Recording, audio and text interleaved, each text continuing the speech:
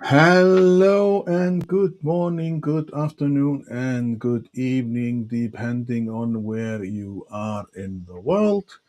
Welcome to yet another session of inspiring conversations. And as usual, we are live from Iceland, which is way up north in Europe, almost. And you can find everything about hands-on coaching, inspiring conversations on YouTube. Please subscribe. We have on Spotify, LinkedIn, Facebook. And if you can't find me, then just use Dr. Google or Mr. Bing.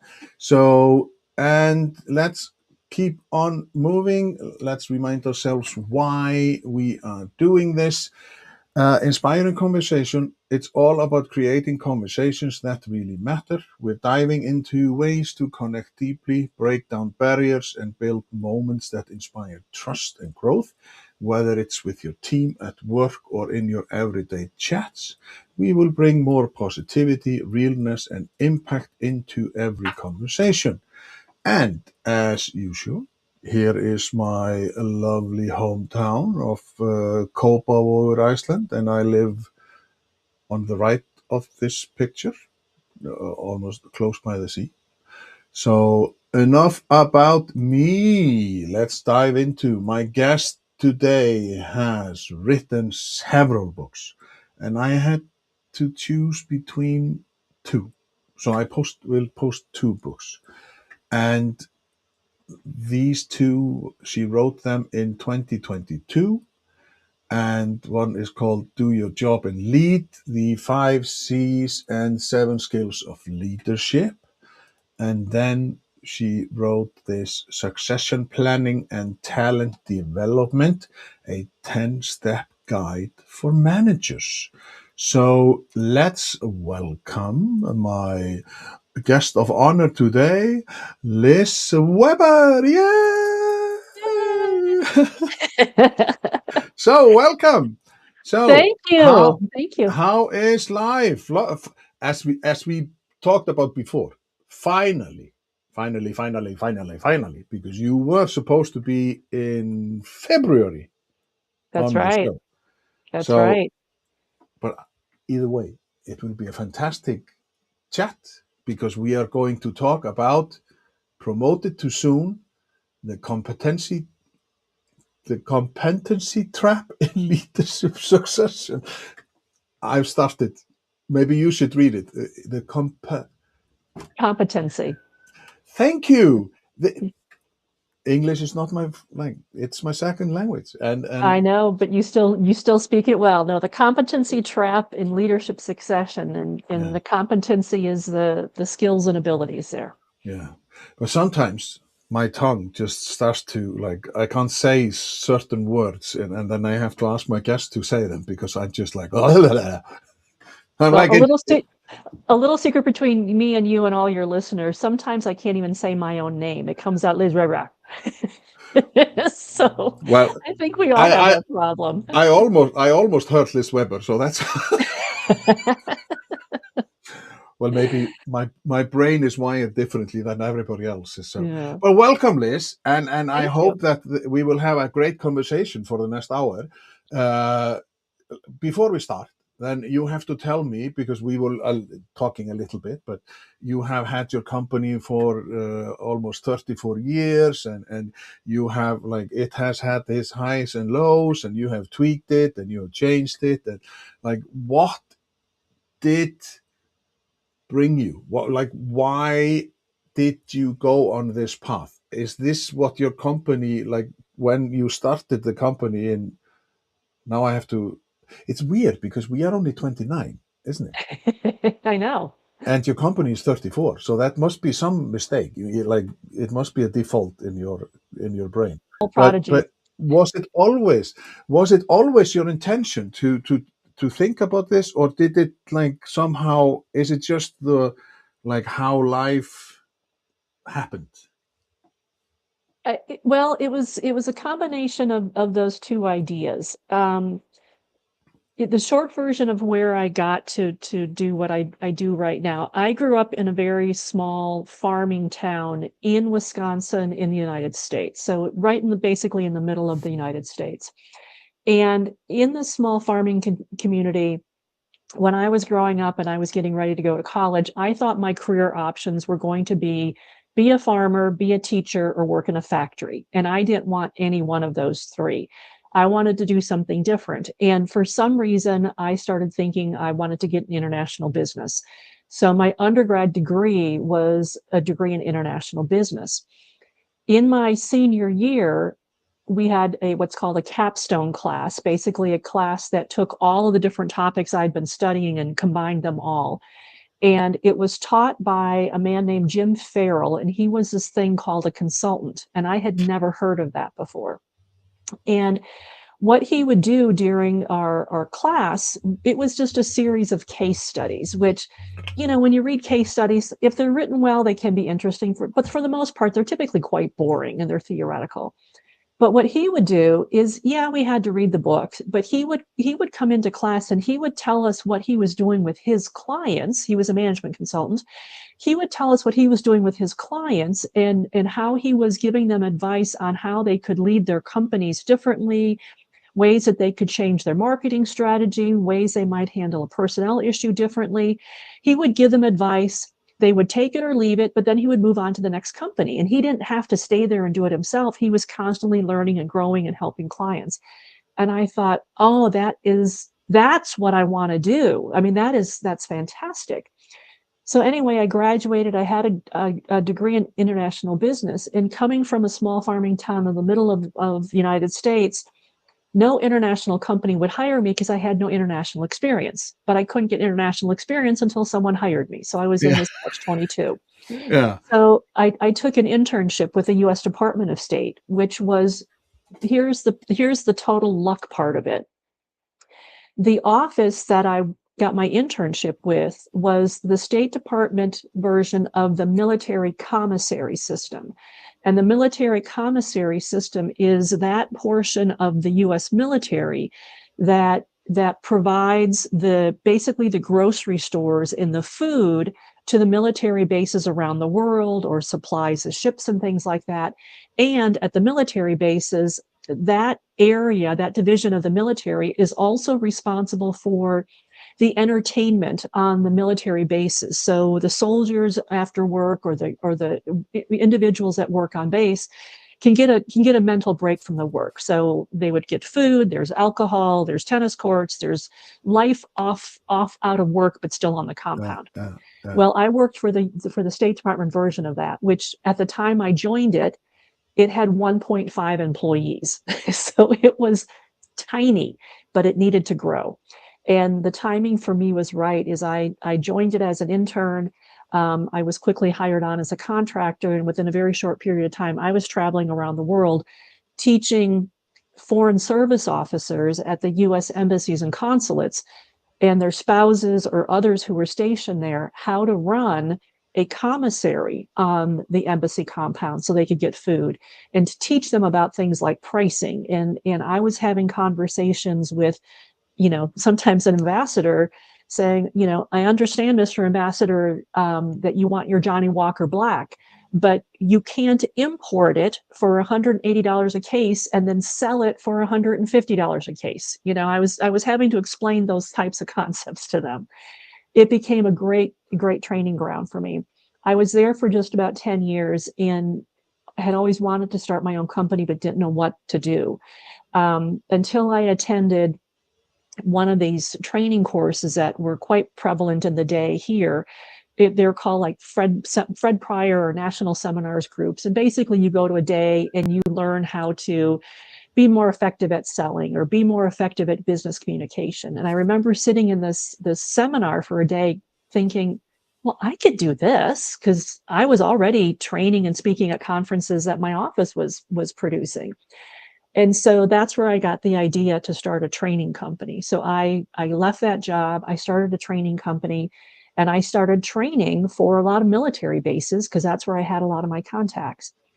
And through that, and then picking up some additional clients and associations and private companies, little by little, my clients started asking me to help them with projects.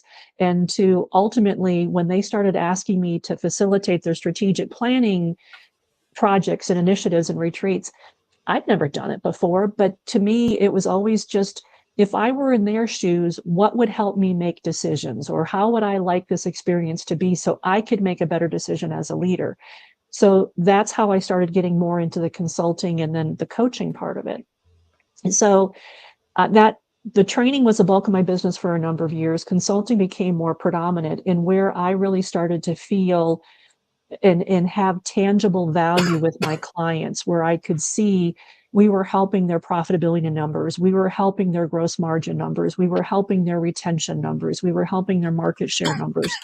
And it also became clear that I was having the most fun, but also I was the most effective when I was dealing with the executive level, the ownership level, or the boards of directors, the individuals that had the ability and authority to make changes and make decisions and move things forward.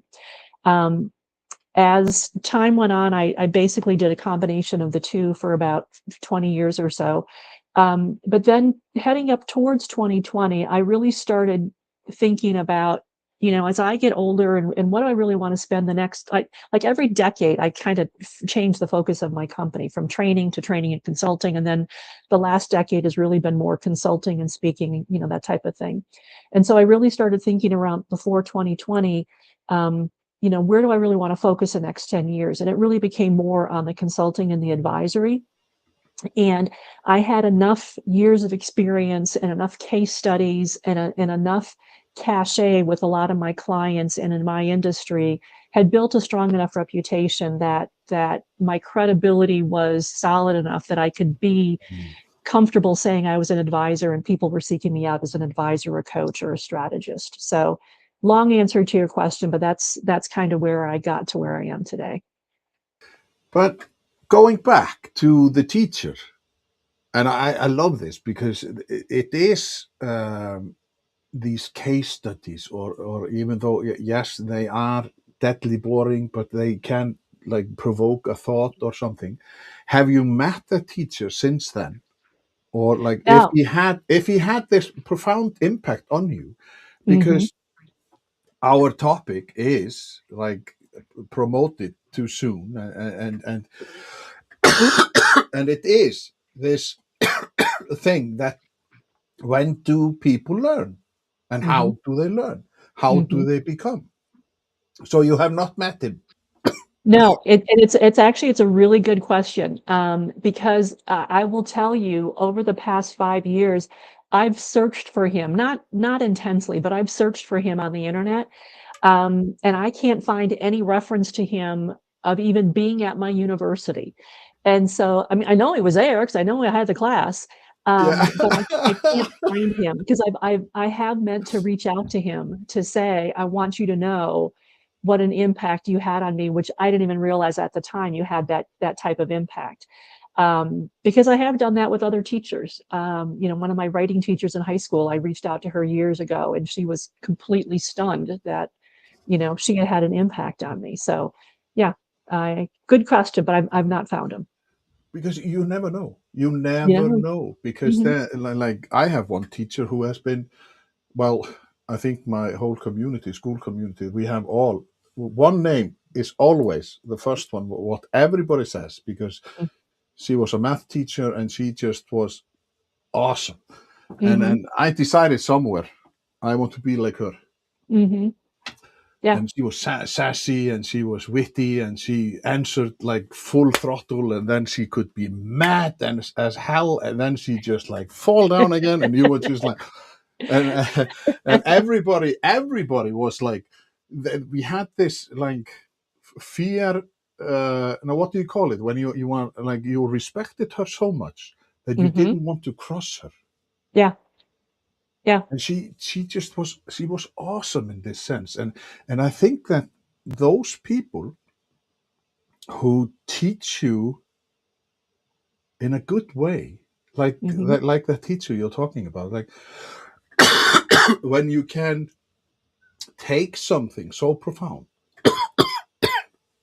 and take it with you in life.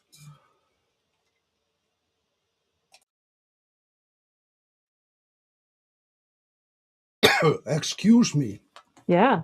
my throat is just Well, I will tell you as you're getting some water and hopefully allowing your throat to rest, it as you're mentioning your teacher, it made me flash back to in high school. You could still take Latin when I was in high school, and we had a Latin teacher who had been there for generations. Every one of my older brothers and sisters that took Latin had him also.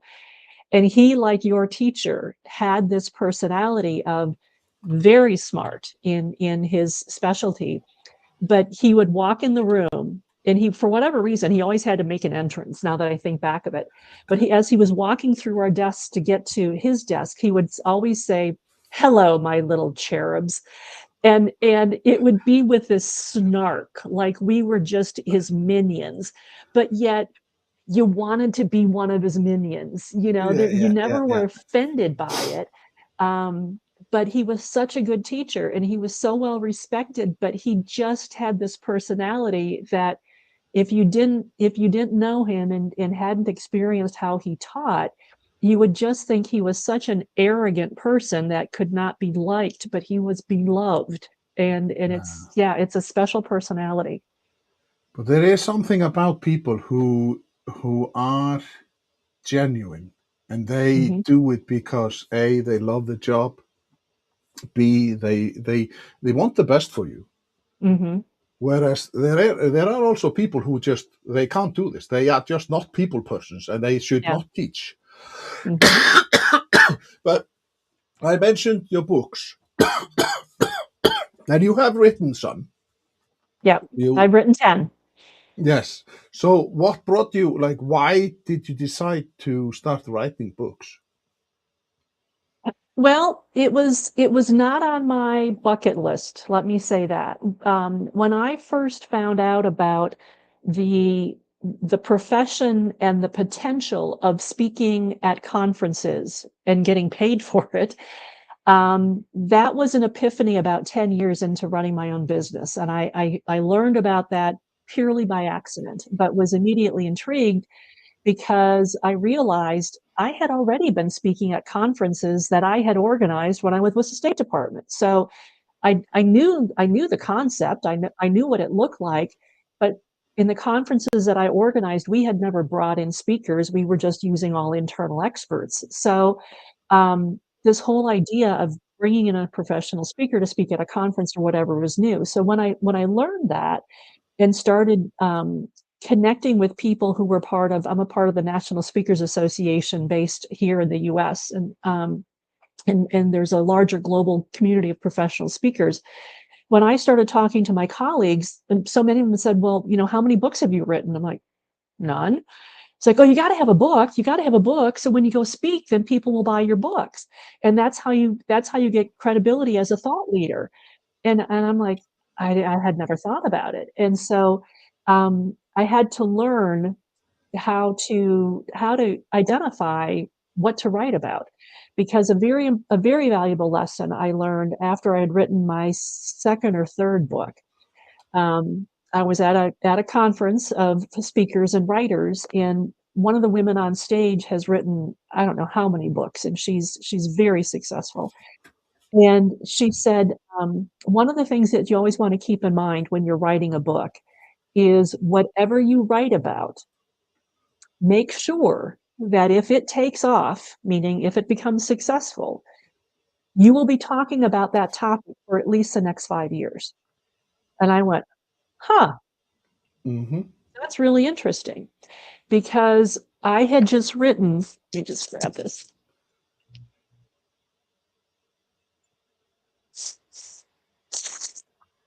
I had just written a book for women in leadership. And Uh-huh. I went, great. but I don't want to be niched as just a women's leadership speaker or trainer. I want leadership. And she was right, because this book took off and I needed to write an update or a second edition years later that still has a following. So I just say that because the whole idea of writing books is, as I said, I haven't written a book in a couple years. But every book I have written, it's typically been driven by the needs of my client base at that time.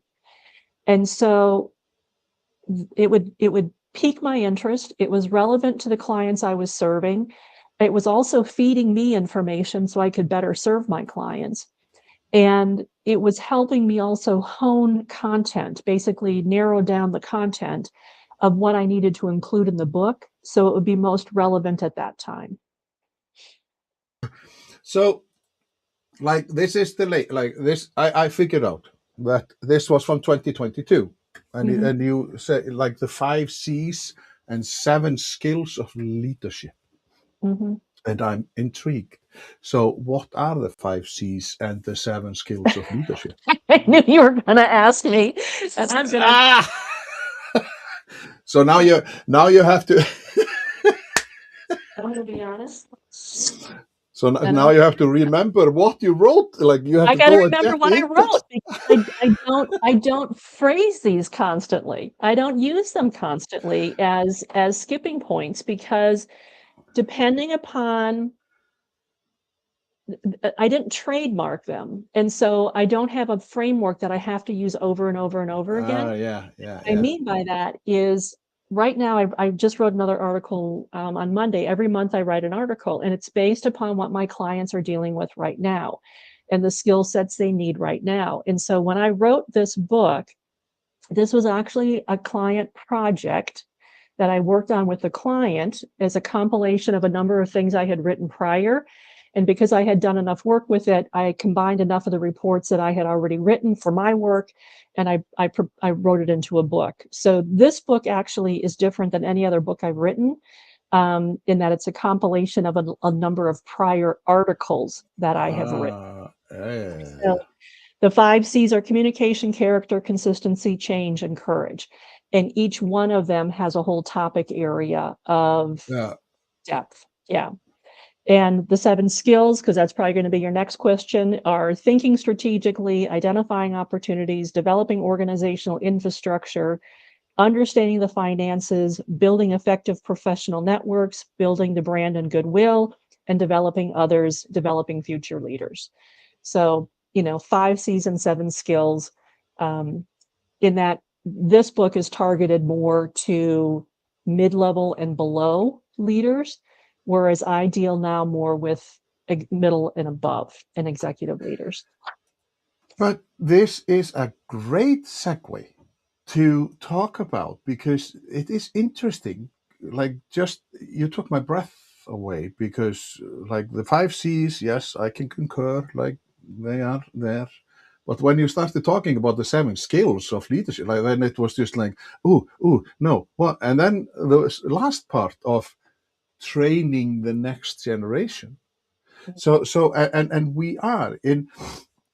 I got my dear friend Chatty to like take every single episode I have had of inspiring conversations, run it through, and what was the current theme.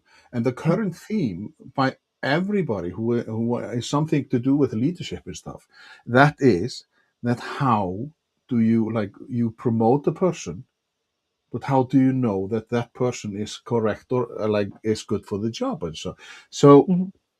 like, and the leadership succession, how do you know what is it that you see in your, like, now you have been in this business for so long that you have, and it is interesting that you are thinking about, like, when I saw then the next book which came out in the autumn 2022, that if you are finding the talent, and how do you push them, or how do you do them, because sometimes, I don't know if it's yours, because we 29 plus people, So, like, we have heaps of information. We have, like the teacher, like you can absorb, but then comes a time that we get agitated and like, oh, can't you just like, oh, do your job and lead? Like, because you could read your title of the book as like, do your job and lead. Like, Hmm. there are so many associations that comes. Right. So, what is your thought about how companies, like, do you get the questions? Okay, this person is almost at this end of his recruiter like professional life. Hmm. We need to find another. Like, what do you do? Do you have any questionnaires, or do you have any tests, or like what? What do people? What does Liz Weber consult on that matter? I spend a lot of my time doing that in a number of different ways. So it's actually it's a great question, and it's really timely because all of the coaching conversations I've had just so far this week have been around this topic. And what a lot of my clients are doing right now is I'm going to take you on a little tangent. Yeah. It's 2020, as we all know, the year of the pandemic and COVID, it changed everything. Okay. Yep. It changed how we work, and it changed the pace at which we need to work. It got very rapid, and it really has not let up. It also changed and introduced the whole working virtual hybrid situation, which has still created a lot of challenge for a lot of my clients who are in leadership positions. What is happening with, I would comfortably say, 90% of my clients right now is they are so tired and so burnt out of everything that they've experienced from 2020, given the uptick that we just talked about in work and change, to now in the US and elsewhere, the political situation, the societal situations, the stressors around climate, just everything. They are really burnt out. And my clients, again, I want to emphasize my clients, are saying, I'm done. And for those that didn't already retire in 2020, they left. Others have left in the last couple of years, but those that are not ready to retire because of age or whatever reason are saying, I'm done. We're going to work differently going forward. And what that means is we're going to reset what we allowed to get messed up because of COVID. And we're going to reset what my job is as your VP, vice president, what your job is as my director, and what the jobs are of all of the managers that report to you. And then your managers are going to clarify what the jobs are of the frontline employees that report to them. Sounds really basic, but I promise you, if we look at our downstream and our total chain of command that we're responsible for, we've got people doing stuff all over here and everywhere, and it's a Yeah. jumbled mess. And I guarantee you, the reason why you're as burnt out as you are and I'm as burnt out as I am is because we're doing stuff that people below us should be doing and answering, and they're not doing it because either we haven't taught them how, we haven't held them accountable, or we haven't allowed them to do it. And so we need to change that. So a lot of my clients right now are doing a couple things. First, they're using, I've shared with them a delegation and decision ladder to just clarify across the board, given your position, base level of the ladder, what are those things that you should be able to do 100% independently and competently? And don't even tell me about it. Just do it. It's your job. What are those things? The next level up on the ladder, these are the things that, again, you handle it, handle them. But Hayden, let me know what's going on so I'm not blindsided, because I don't want to get caught off guard. I don't want to be surprised. I don't want any backlash by this. You handle it, but let me know about it. Now, that jump from the first level to the second level may sound pretty easy. It's huge when it comes to how people think about their job. Because if you think about it, it's people understand that first level. They may not like it because now they have to do more things on their own that they didn't really have to do 100% themselves before. But now, to get to that second level and do it well, not only do they have to understand their job well, they have to think about the next level up and what matters to them and what do I need to keep them informed of. So they've got to take blinders off of their eyes and they've got to think a little bit bigger picture. That's the first step in understanding who has leadership capabilities because they go from a 100% doer or individual contributor to now they're thinking about impact on others and the ramifications of actions on one another. That's the first indicator. The next level up is now what are the types of issues that, again, you're still going to handle because of your job and your position and your responsibilities. But these are the things I call them the unicorn situations. We've never had this happen before, or it's a crisis situation, or we have a high powered person involved in this. Come to me and let's talk about strategy. Let's talk about how you're going to handle this, but you're still going to handle it. This is also now thinking bigger picture, thinking strategy, thinking like a leader. Again, another indicator. And then the fourth level up is what are things that are just beyond your level of authority or out of your scope of authority? What do you need to kick up to somebody else or out to somebody else? And so just by following that ladder, we start getting an insight into how a leader can start identifying within his or her team who has leadership capabilities. Can they fully grasp the bottom rung of the ladder and handle that?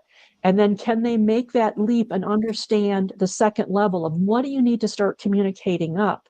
Because one of the things that we've identified, I'm helping a client right now craft their outline for they're starting a school for management inside their organization.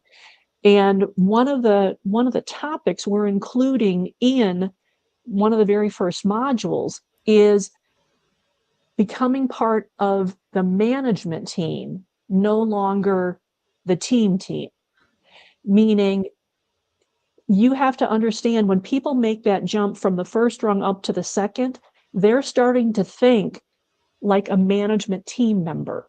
How do I protect them and keep them informed so they can do their jobs and they're not blindsided? So that exercise alone is a really big insight. You look like you wanted to ask me something, so I'm going to take a breath and stop for a minute. No, I am just my mind.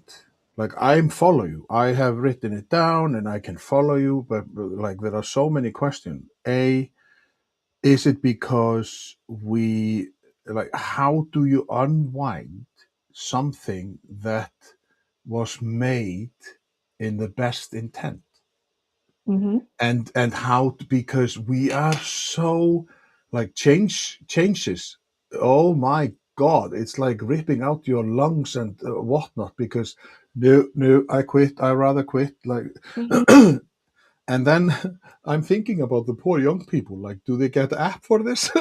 It's just like, because this is a lot to take in and this Mm-hmm. is a lot to train your mind. Like I get it, like I know like where is like I have been working for so long, but how you must meet people who say like why. Mm-hmm. So I'm here's just here's thinking how about I'm just thinking about Cotter, like how do you do this? yeah. So here's how I tell my clients we do this. Um, First off, you're absolutely correct. There are a lot of people going, oh no, no, no, no, no. You don't make me do all of that. And then you have another set of team members going, thank you. Finally. Yes. Okay. The group that says, thank you, finally, yes, are typically your strong performers and have been waiting for you, their manager, to finally start cleaning up and getting things organized and making it fairer across the board for all the employees that have the same position and are supposed to be doing the same things, but we know their workloads are vastly different. And the ones who are doing the least and still getting paid for the same job as others are the ones that are going, I'm not doing all that. You're going to pay me more. Are the ones that you need to have a very candid conversation with and say, I need to clarify for you that what you are doing is not currently fulfilling what you're being paid to do. Let's look at your position description. Let's look at your position responsibilities. Let's look at your contract, whatever the agreement is. You're supposed to do these things competently and independently. You're doing these, you're doing this much, but you're getting paid for all this. And you know what? Shame on me as your manager for having allowed Yeah. that to happen. I have not been fair to you to ensure that you have the skill sets to do the job you're currently being paid to do. Because if you ever want to get a promotion or go someplace else and you claim you have these skill sets and you don't, you can't get hired anyplace else. So you're getting paid for this already. We need to make sure you are doing all of this because that's fulfilling your obligation to this company. But speaking of that conversation, that must, I'm thinking conflicts now. That must be like, are you hired to take these conflicts, or do you help the managers to take, because for me, now I'm just thinking about, wait a minute, where is the psychological safety? Why aren't people like, why have they not been able to communicate about there is something wrong? Can we take a time out? Can we Mhm. look at this? And Mhm. you, because and sometimes people are just like, well, we have done this. Oh, I hate that sentence. Believe you me, well, we have done this for 40 years. I'm not going to change anything. And Yeah. like they are still like on the typewriter, whereas we have computers and stuff. So how do you, in how many cases do those people quit? Do you have Well, like a rough estimate? the rule of thumb because what we're talking about is a change initiative. So the Yeah, rule of yeah, thumb with any major change initiative is roughly 10% will self-select themselves out. yeah, 10% will leave on their own because they don't want to be a yeah. part of it. Okay. But I want to go back to something else that you said, which is really important, that the clients that I'm working with this on that are getting very serious about this and being very intentional with the decision and delegation ladders and whatnot, they're doing it because they have data that's backing up their timing of this right now. And what I mean by that, one of my clients every year they do engagement surveys. They'll actually do engagement surveys every quarter. So they have they have had a change in leadership over the past 2 years. And in the past 2 years, this new leadership has come in and they've monitored the engagement feedback. And it was not pleasant. So Yeah. they have all that data. What they did last year after I talked with them and I suggested they do skip level meetings. They did skip level meetings the last half of last year. They have all of that data. So now armed with their engagement survey findings and the trend lines there and the skip level findings and the data that they pulled directly from team members, management was pulled out, layers of management were pulled out and then put back in, things like that. They now have all this data that basically told them you need to improve management skills.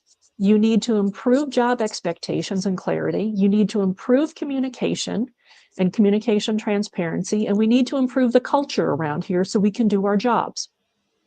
Those four main driving themes then speak to, okay, if we need to help managers do their jobs, let's figure out what jobs managers are doing. Well, managers are doing a lot of stuff the team members are doing.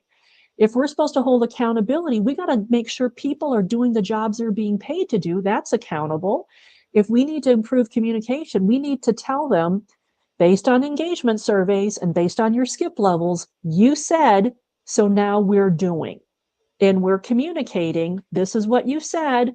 This is what we're going to do. And we're laying those breadcrumbs of here's what we're going to do. So as we start doing these different initiatives, they're not blindsided. They may not like them because think about this.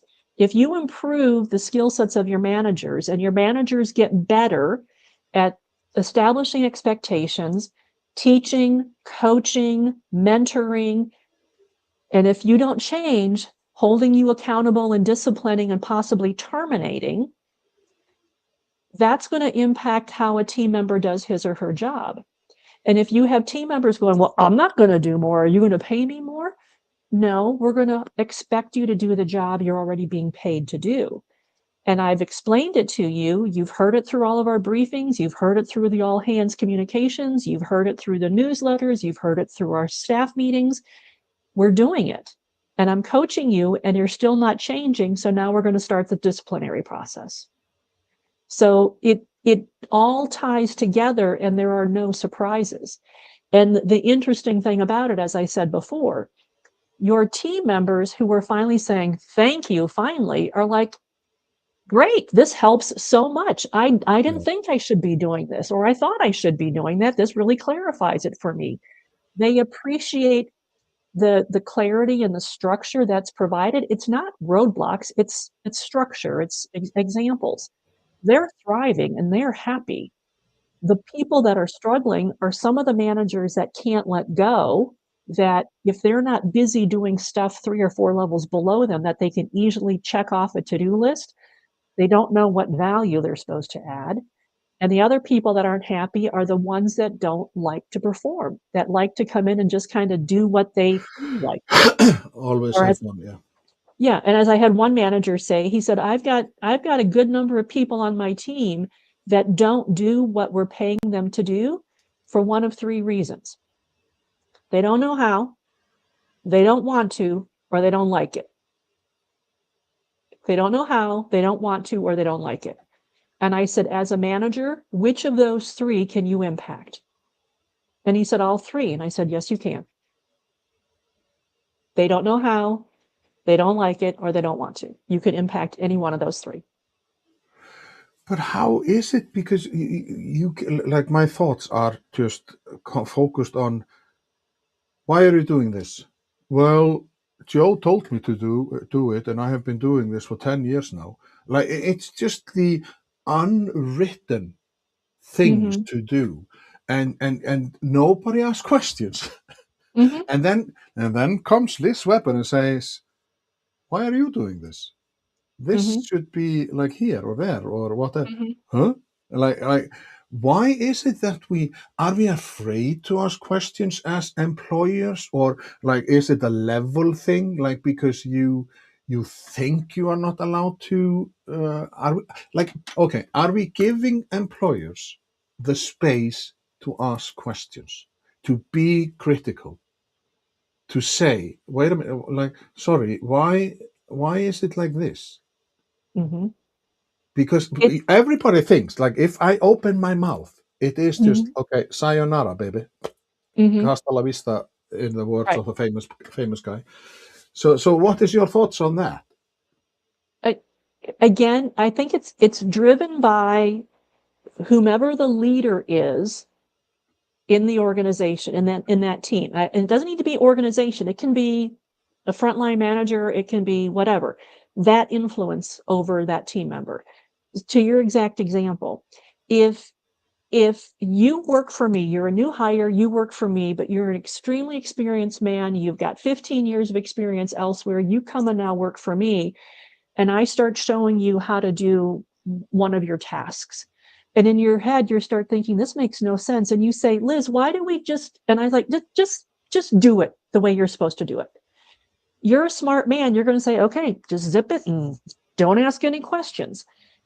If that's okay, given your personality, you're okay coming to work for 8, 9, 10 hours a day and just doing what's in front of you and not thinking and not contributing, that might be the right job and the right organization for you to just get a paycheck. However, if you're the type of man that when you come to work, you actually want to use your brain at some point during the day. You want to open your mouth and you want to contribute and you want to interact with people and you want to create things together. In your head, you're going, what, I can't offer ideas here? This doesn't make any sense. I'm Yeah. out of here. And you're going to leave. And so part of the problem that a lot of organizations have is they're not paying attention to how the manager is interacting with his or her team and what kind of autonomy they're giving to those team members to make things better and what types of support they're giving to team members to make things better. And so, part of a number of the activities that I do with my clients and managers and helping them, talk things through with their teams is is identifying for them and clarifying for their team members, when you come to work, I expect you to open your mouth and question things that make no sense in how we're doing it to get to the outcome we need to accomplish. I expect you to offer ideas. I expect you to be able to comfortably question other people around it and question me so that we all learn. I need to then set up a system of how we interact that allows you to be comfortable in questioning me, questioning your colleagues, questioning somebody else, if that's what I'm saying I expect of you. But a lot of organizations say, well, we want you to contribute. But then as soon as you contribute an idea, we're like, we're not going to do that. And then we basically dismiss your idea and we don't even validate it and we continue on. You only need to have your idea unvalidated or pushed aside once, maybe twice, and you stop contributing. And so we have to ask ourselves, how are we teaching our team members to treat us? One of the things I've done a lot of training with government entities here, and the stereotypical description of a government employee is they just come in and they do their job. And I've always told the managers that I'm working with is, you have to remember, when they're out there, when they're at home, when they're outside of work, the adults that you have working for you here, out there, they've bought homes, they're raising children who are doing well, they're active in their community, they're active in their churches or their temples or their synagogues, whatever. They're coaches, they're ministers, they run volunteer. They do really adult and smart things out there. So when they come here, why don't they? Well, it's because we either don't allow them to, we don't challenge them to, or we haven't taught them how. Again, which of those three can you impact as a manager? Hmm. Yeah, All three. all three.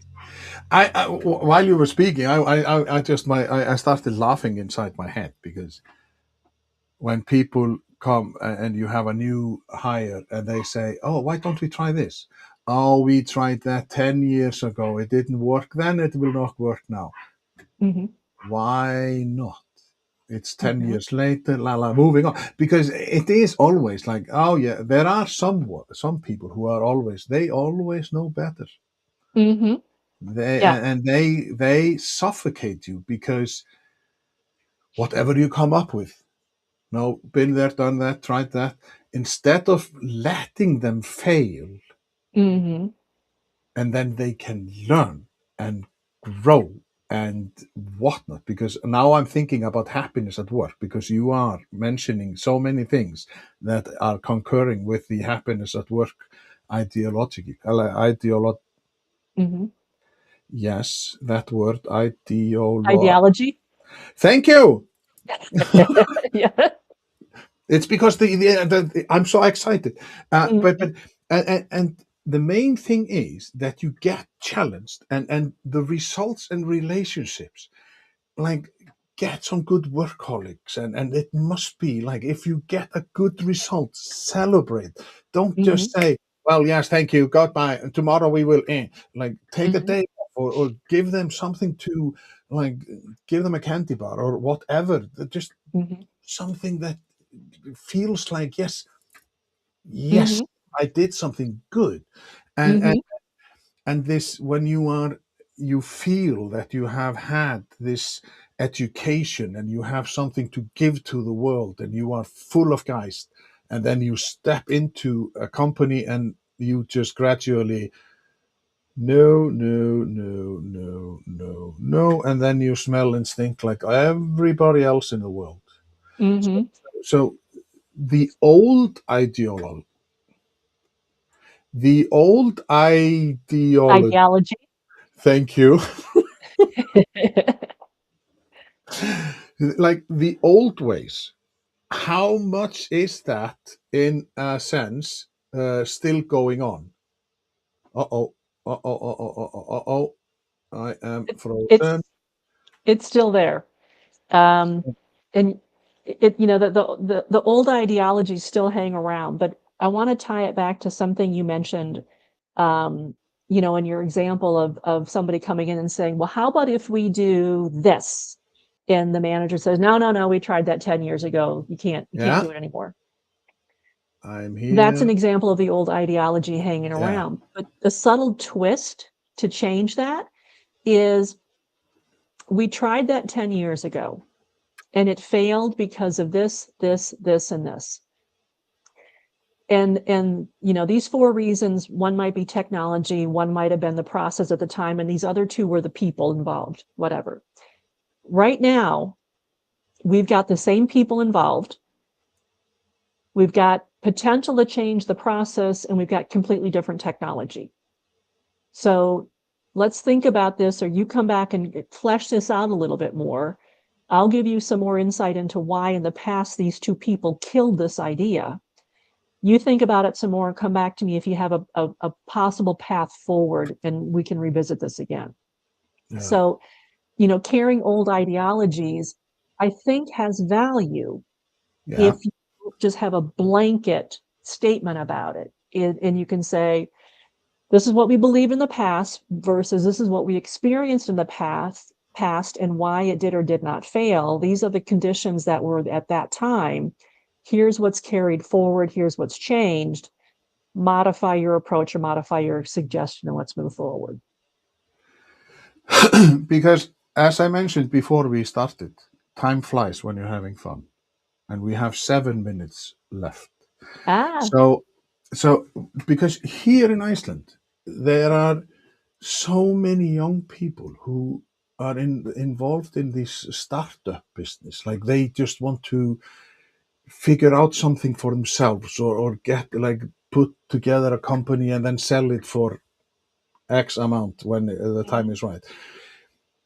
Is that because, do you think that the young people, they want to do this because they, like, they just want to be in charge, or like, have you a success story from a company where, like, it was the old versus the new and it was just sewn together in a beautiful partnership, or like where everything just, okay, yeah, it was a struggle, but when it came, efficiency, productivity, staff, like employee satisfaction was just good and stuff. Like, how do you see it? Like, do you see the young, because you must talk to the young people who are at these firms, and Mhm. what do they say? For the companies that embrace a number of the things that we've been talking about and embrace the ability to listen to ideas from other individuals, regardless of age, that are new to the company, that help the company move forward and achieve its goals, they have success. The challenge, and this goes back to what I mentioned before, is that quite often the idea or the pitch from the younger staff or the newer staff doesn't make it clear enough as to how this idea is going to help hit the numbers or hit the metrics or hit the vision that they're trying to establish. So one of my success stories is one of my clients right now has been around for 25 years. And over the last probably 7 years, they've really started to get the infrastructure in place, the systems, processes, and procedures, the automation, so they can start to scale. And last year, the leadership team kind of hit a plateau where the founder and the two other key people on the leadership team really hit the plateau of how many people they could lead and how they could develop the teams below them. They needed to bring in somebody else with operational experience that could really manage and coordinate and make everybody dance well together. And they did that. They found the right person. And what she's done is, in addition to a lot of the younger people that they were targeting, just to bring in younger people to train them the way they wanted people to be trained on the skills they needed, she's also really leveraged the younger employees understanding of social media, their love of social media, their love of taking pictures of products and things like that, their love of knowing how to have a personality on social media, their love of fixing technology. So what has been a very daunting enterprise-wide integration of technology for some of the younger team members, it's like a video game, and they think it's fun figuring out, Wow. how to connect the pieces and make everybody talk together. And so this particular company has been able to really leverage the excitement and the skills and the willingness just to play with this stuff to figure out how to make it work, and they understand the need to hit the numbers. And so for them, it's working. But at the same time, this company as well, just last year, finished position descriptions for everybody. Just last month, did their first performance planning session with every single employee, which was new for the company. They'd never done that before. They never had to set goals for employees before. And so it's a combination of, let's be aggressive, let's be entrepreneurial, but we still want to have some kind of framework and structure. So we still have lanes. We can cross over when we need to, but we still need to make sure we have the areas of expertise we need to drive this organization forward. So you are telling me that I need to have Liz Weber 2.0 conversation. So in just to understand if the revenue for the company just went up. But they're doing But well. They're doing yes, well. and that must also be like, but okay, when is enough enough? Like when is a profit? Like what do you think in terms of, do you think about the people or do you think about what you're getting? Like it's just always the balance, isn't it? But Mhm. because we have only a few minutes left, isn't it? I remember it correctly that you can download the succession planning and talent development from your website. The book that you're showing is available on Amazon. There is Yeah. a version for government officials that can be Ah. downloaded as a PDF off of the website. Yeah. So Yeah. Yeah. Yeah. Yeah. it's two different versions. Yeah. Okay. But like this has been an awesome conversation, and I'm so happy that we could finally meet because Finally.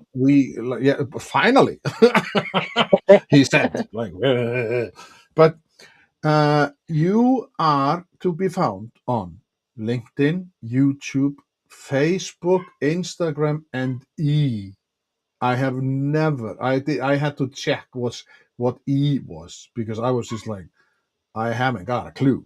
So people just Google E, and it's not a TV Uh, station.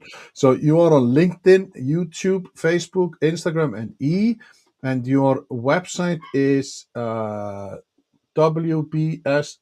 wbsllc.com. right. So Yep.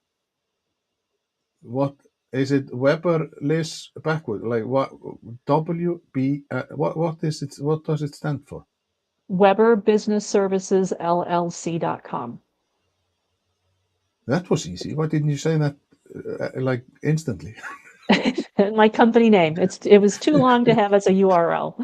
Yeah, you're not the first one who says that. Like it's just like it's Yeah. like International Week of Happiness at Work. Like There you go. that is another thing that I'm into. So, but Liz, I will tell you once more. I am so happy that we met, and I think your job is absolutely fantastic, and I hope you will meet lots of young people who are eager and willing, and they like, and you will take them and just, yes, come to me, and we will talk, and just because that is equally, that is important, to take them and embrace them. I have been working in youth clubs and with the youngsters, and it's just, we have to have faith in them, isn't it? That's true. They're the So future. They're the future, yeah. yes. So thank you very much. But before we leave, I just want to say that next Thursday, on the March of Thursday, 26th of March, I will be talking to Dr. Danny Brassel about the topic is leadership is a story. The question is who gets to tell it? Maybe similar to what we were talking about, Liz. Like how do we do? How do we embrace? But as I have been saying now for the, like, I can't thank you enough. uh, People, just get to know Liz, find her on LinkedIn, heaps of information, and it's brilliant. And as always, be curious, be interested, be inspired. And Liz, you are awesome. Thank you. Likewise. This has been fun. Thank you so much.